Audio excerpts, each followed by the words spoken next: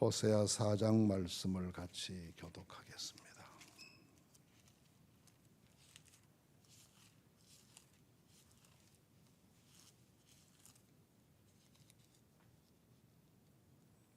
호세아 4장입니다. 이스라엘 자손들아 여호와의 말씀을 들으라. 여호와께서 이 땅 주민과 논쟁하시나니 이 땅에는 진실도 없고 인애도 없고 하나님을 아는 지식도 없고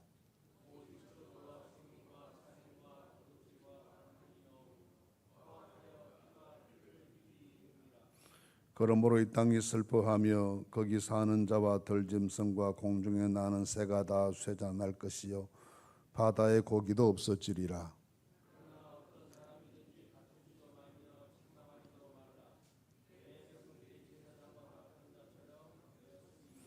너는 낮에 넘어지겠고 너와 함께 있는 선지자는 밤에 넘어지리라. 내가 내 어머니를 멸하리라.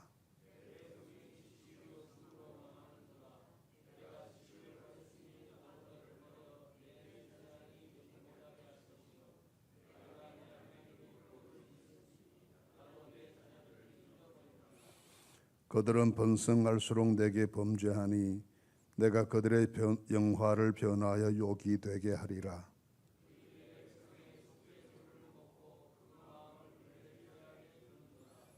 장차는 백성이나 제사장이나 동일함이라.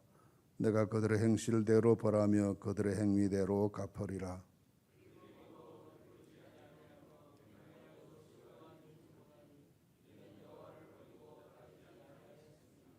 음행과 묵은 포도주와 새 포도주가 마음을 빼앗느니라.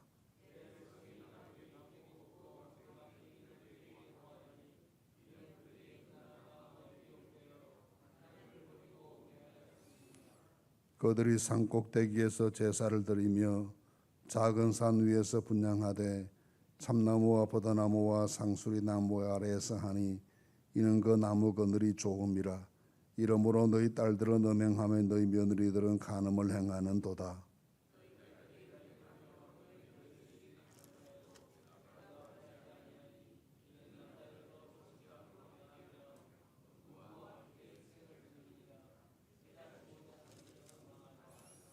이스라엘아 너는 음행하여도 유다는 죄를 범하지 못하게 할 것이라. 너희는 길갈로 가지 말며 베다웬으로 올라가지 말며 하나님의 사심을 두고 맹세하지 말지어다.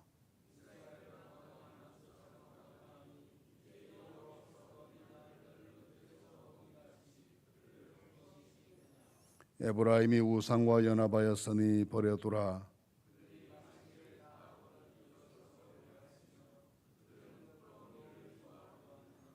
같이 봅니다. 바람이 그 날개로 그를 쌌나니 그들이 그 재물로 말미암아 부끄러운 일을 당하리라. 아멘. 이 호세아서 말씀은 거듭해서 말씀드린 것처럼 호세아의 가정사를 이용하셔서 하나님께서 이스라엘을 얼마나 사랑하는지를 보여주시고 그 이스라엘이 속히 하나님께 회개하고 돌아오기를 기다리는 그런 내용의 말씀으로 구성이 되어 있습니다. 역사적인 연대가 대체로 남한국의 경우를 보았을 때는 히스기야 왕의 시대까지 이어지고 북왕국의 경우를 보면 여로보암 2세 때부터 시작해서 그 후의 역사까지 이어진다고 보겠습니다. 3장까지의 내용은 대체로 여로보암 왕 시대에 되어진 역사를 배경으로 해서 그 시기에 있었던 일들을 많이 말씀했습니다.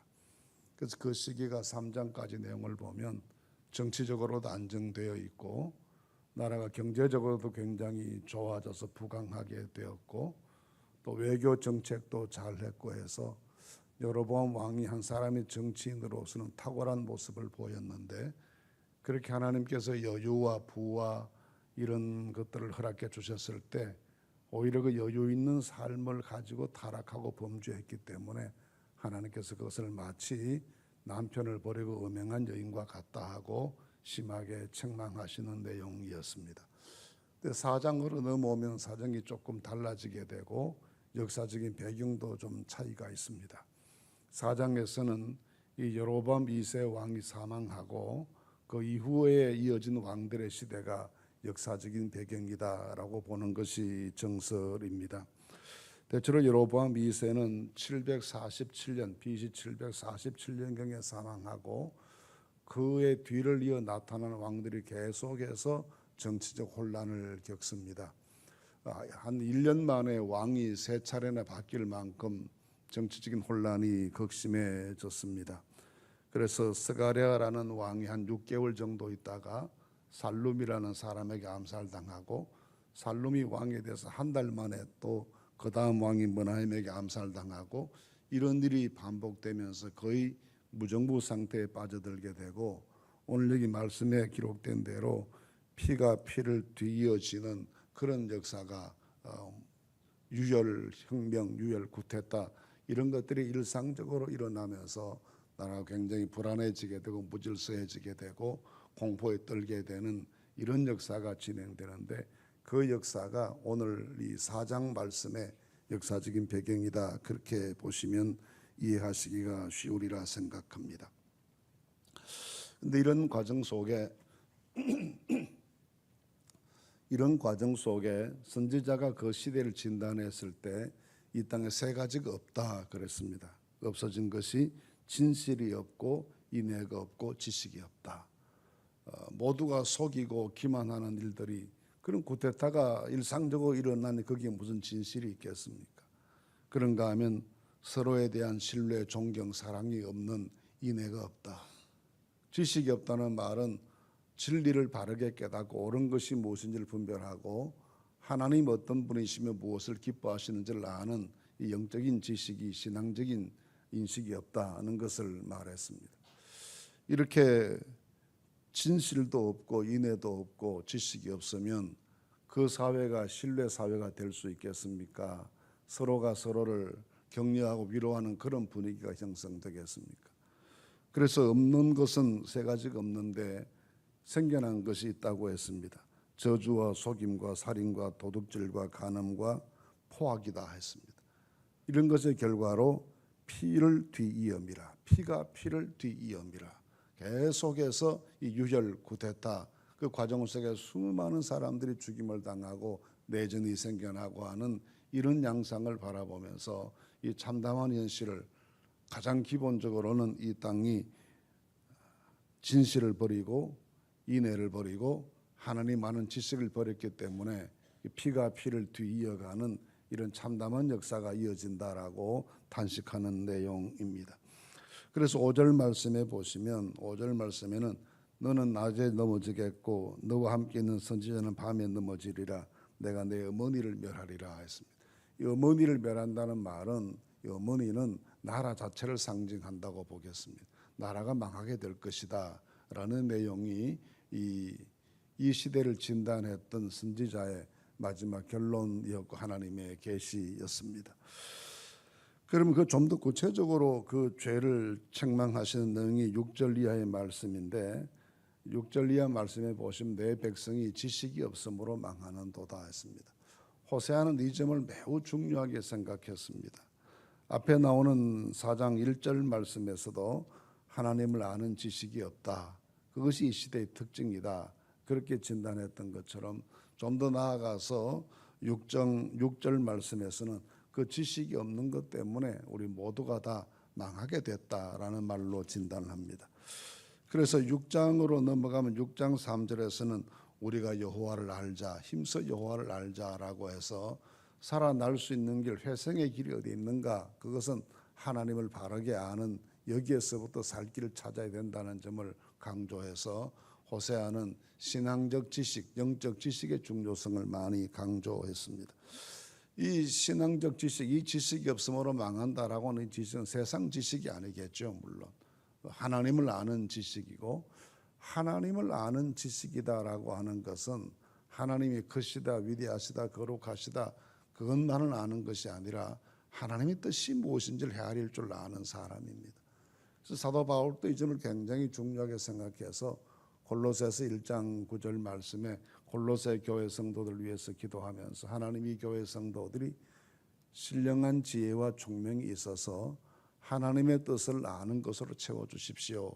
그렇게 기도할 만큼 하나님의 뜻을 분별해내고 그 뜻을 깨닫는 것이 최고의 지식으로 보았습니다. 하나님의 뜻을 깨닫는다라고 하는 것은 또 우리의 일상생활과 연관지어 보면 옳고 그른 것을 분별할 줄 아는, 의롭고 의롭지 못한 것을 헤아릴 줄 아는 그 마음이 지식 있는 사람의 마음이죠. 교양적으로 우리가 남들이 알지 못하는 새로운 신지식을 습득했다고 해서 챗GPT를 능숙하게 활용할 줄 아는 신기술로 무장했다고 해서 지식인은 아니겠죠.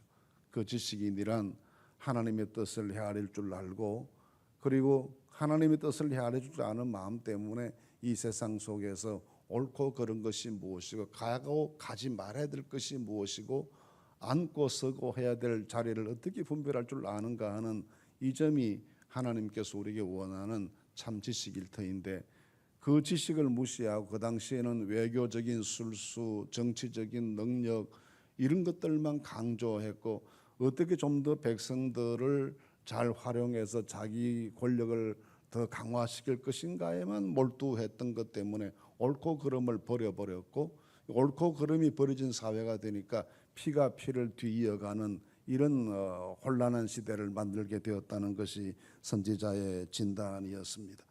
그래서 7절에 보시면 그들이 번성할수록 내게 범죄했다. 하나님께서 그 나라에 복을 주셔서 강한 나라가 되게 하시고 또 경제적으로도 부유한 나라가 되도록 하나님께서 축복하셨는데 그럴수록 죄를 더 많이 짓는다는 것입니다.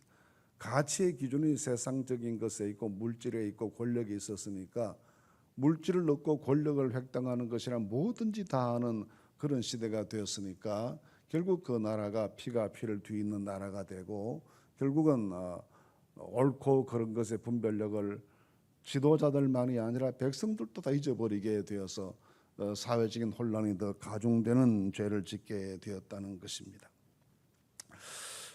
그렇고 하고 난 다음에 더 기본적인 문제를 11절 말씀 이하에서 말씀합니다. 이 11절 말씀 이하에서 말씀하시는 내용은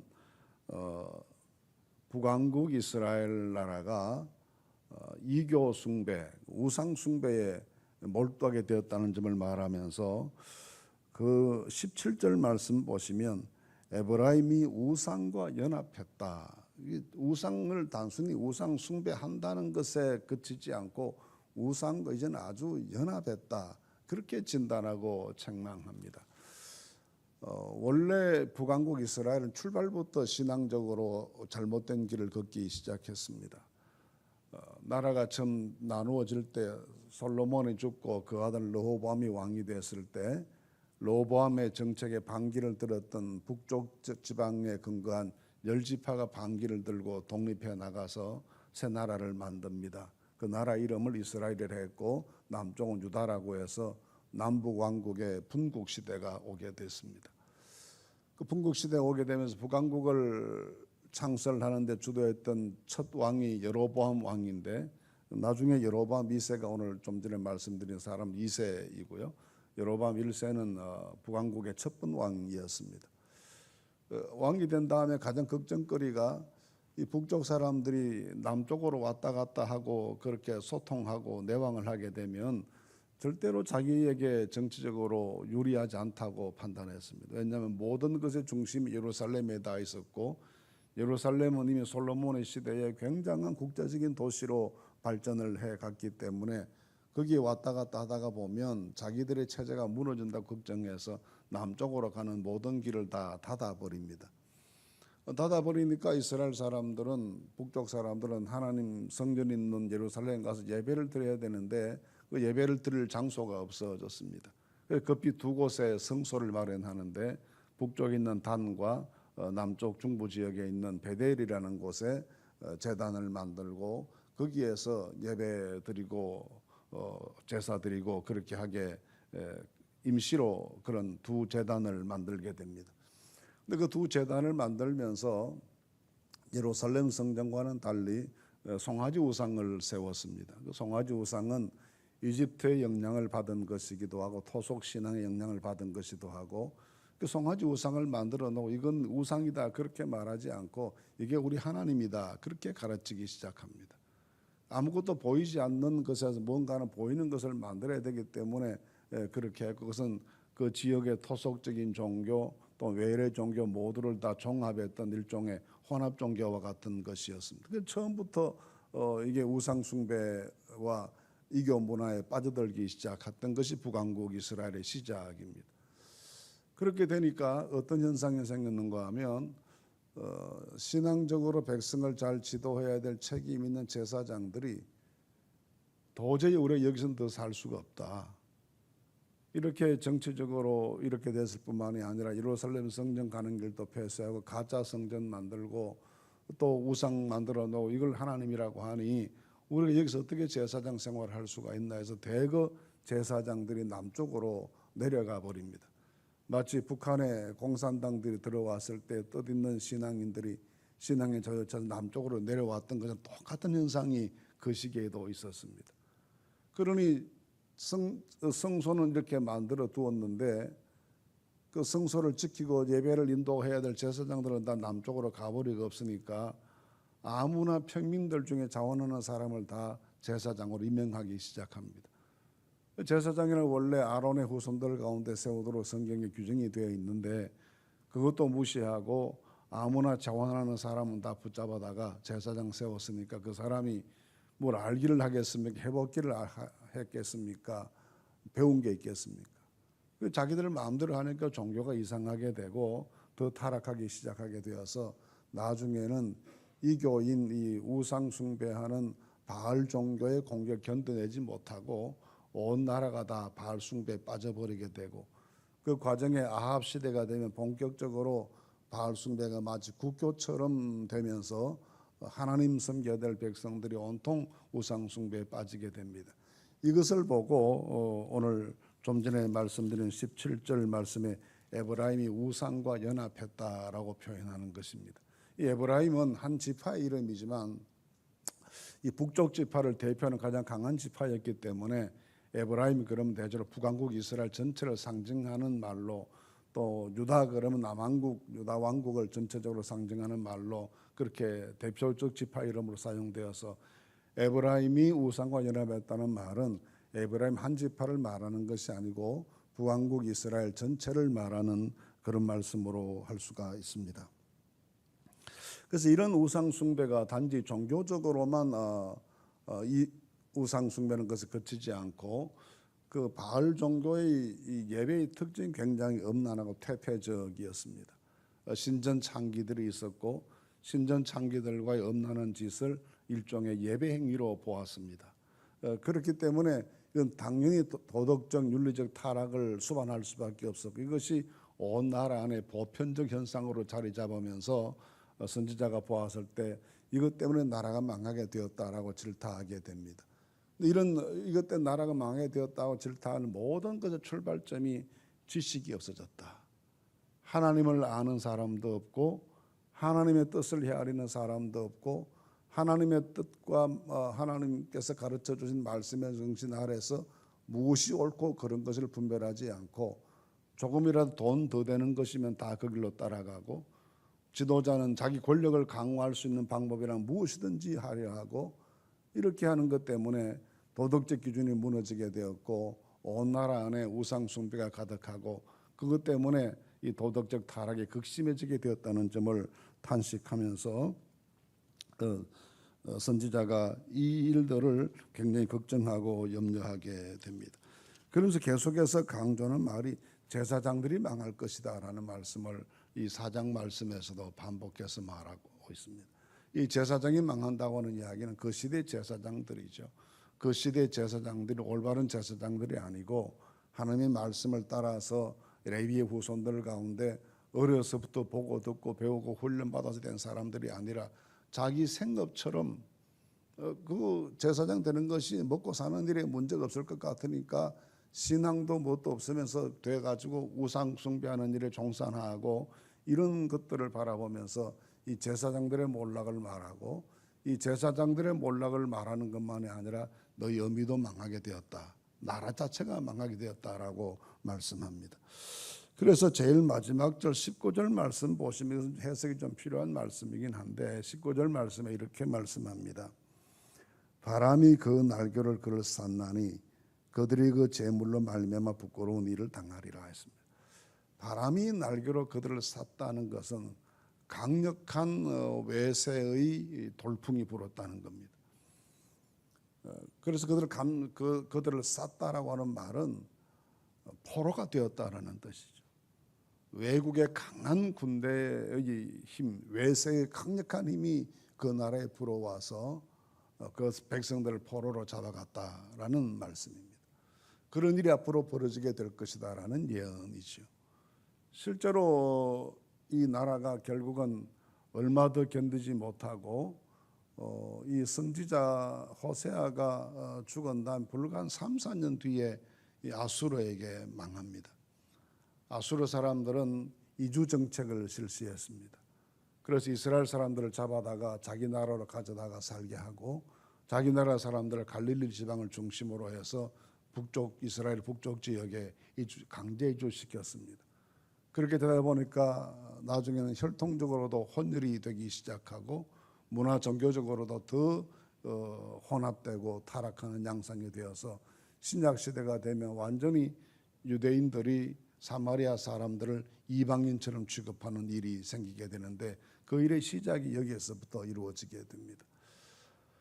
출발은 미세한 데서부터 출발했습니다.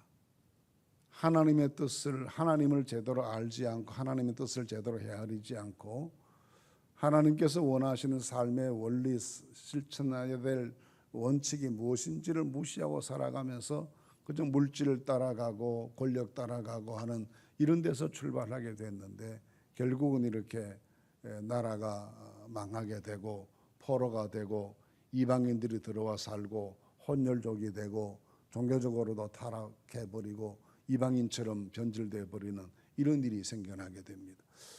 후에 이 사마리아 사람들이 자기들의 처지를 굉장히 안타깝게 생각하고 이스라엘 남한국 유다가 망하고 바벨론 포로 갔다가 하나님 은혜로 돌아와서 예루살렘 성전을 재건하고 성벽 재건 공사를 할 때 자기들도 함께 하게 해달라고 끼워달라고 요청하는데 유대인들이 거절합니다. 너희 이 일에 너희는 아무 상관이 없다. 끼어들지 말라. 그만큼 그 사마리아 사람들에 대한 혐오감이 심했고 완전히 이질적인 두 나라처럼 그렇게 되어버렸습니다. 그래서 훗날까지도 치유되지 못한 채 남아있는 현상으로 고착되고 말았습니다. 이런 이 4장 전체의 말씀을 보면 여로보암 왕이 죽고 난 다음에 그가 뿌린 잘못된 씨앗이 얼마나 악한 파급 효과를 가져왔는지를 보여줍니다. 여로보암 물론 정치적으로 보면 잘한 사람입니다. 영토도 많이 확장하고 전쟁도 많이 이겼고 경제도 좋아졌고 외교도 잘했습니다. 그러면서 영적 가치를 타락시켰습니다. 도덕적 기준을 무너지게 만들었습니다. 하나님 아는 올바른 예배나 올바른 신앙생활을 조금도 중요하게 생각하지 않았습니다. 돈이 되면 우상과 연합하고 정치적으로 도움된다고 하면 그런 모든 것들을 다 받아들이고 그렇게 했기 때문에 결국 거기에서부터 시작해서 모든 것이 무너져 내리는 이런 현상을 가져오게 됐습니다. 결국은 나라가 망하는 일에 씨앗을 심은 셈이 되고 맙니다. 오늘 아침 우리 이 말씀을 기억하면서 깨어서 근신하고 기도해야 되겠습니다.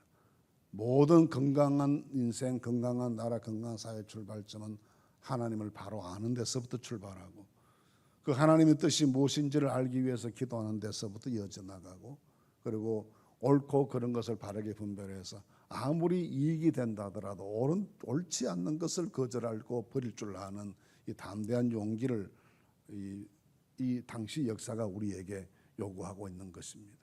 그래야 생명길로 가는 것이고 사는 길로 가는 것이고 진정한 흥왕의 길로 가는 길이 바로 거기에 있다는 걸 생각하고 오늘도 하나님 알기 위해 하나님 뜻을 헤아리기 위해 그 하나님 뜻대로 살아가기 위해 온 정성 기울이도록 은혜를 구하시는 그런 아침이 되실 수 있기를 간절히 바랍니다. 나라가 흥하고 망하는 것은 돈이 문제가 아니었습니다. 결국 두고 보면 돈의 문제도 아니고 정치 문제도 아니고 군사의 문제도 아니었습니다. 정신의 문제였습니다. 정신의 문제고 신앙의 문제이고 영적인 문제이죠. 우리가 이 정신으로 돌아가야 하겠습니다. 교회도 마찬가지입니다. 돈으로 목회하는 것도 아니고 돈으로 하나님을 하는 것도 아닙니다. 오로지 신앙이 회복돼야 되고 하나님의 감동받고 살아가야 되고 하나님의 뜻을 깨닫고 거기에 순종할 줄 알아야 되고 항상 우리가 손해를 보더라도 옳은 길을 선택하고 그 옳은 길을 걸어가는 믿음의 결단이 날마다 필요한 것입니다. 이 결심이 이루어지는 오늘이 되시기를 간절히 바랍니다.